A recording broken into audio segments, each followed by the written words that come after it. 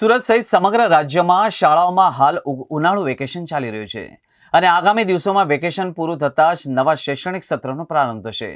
જોકે શહેરની ખાનગી શાળાના સંચાલકો દ્વારા નવા શૈક્ષણિક સત્રના પ્રારંભ સાથે જ વાલીઓના ખિસ્સા પર કાતર ફેરવવાના કારસો રચવામાં આવ્યા હોવાના આક્ષેપ સાથે સુરત સ્ટેશનરી મર્ચન્ટ એસોસિએશન દ્વારા જિલ્લા કલેક્ટરને આ બાબતે આવેદન સાથે રજૂઆત કરવામાં આવી હતી। વ્યાપારીઓએ આવેદનપત્રમાં કહ્યું કે વર્ષે વિદ્યાર્થીઓને હજારો રૂપિયાની ફીસ ભરનાર વાલીઓને લૂંટવા માટે ખાનગી શાળાના સંચાલકો એક તક પણ જતી કરતા નથી। ખાનગી શાળાના સંચાલકો દ્વારા યુનિફોર્મની સાથે સાથે ચોપડા અને સ્ટેશનરી લેવા માટે પણ વાલીઓ પર દબાણ કરવામાં આવી રહ્યું છે અને આટલું જ નહીં, બજાર ભાવ કરતાં પણ 20% મોંઘા ભાવે સ્ટેશનરી અને ચોપડાઓ વાલીઓને પધરાવવામાં આવી રહ્યા છે।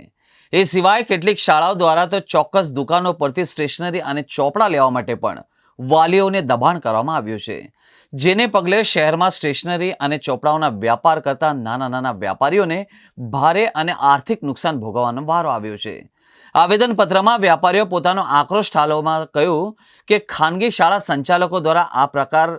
જે કરવામાં આવતી ઉઘાડી લૂંટ પર અંકુશ મૂકવાની સાથે જ વાલીઓ સ્વતંત્રપણે ચોપડા અને સ્ટેશનરી ખરીદી ગમે તે દુકાનથી કરી શકે એવી વ્યવસ્થા ગોઠવવાની માંગ પણ કરવામાં આવી હતી। કલેક્ટર કચેરી અમે આજે સ્કૂલોમાં પુસ્તકો, નોટબુકો, સ્કૂલ બેગ અને જે સ્ટેશનરીની અન્ય વસ્તુઓનું વેચાણ થાય છે સ્કૂલમાંથી, યા તો એમના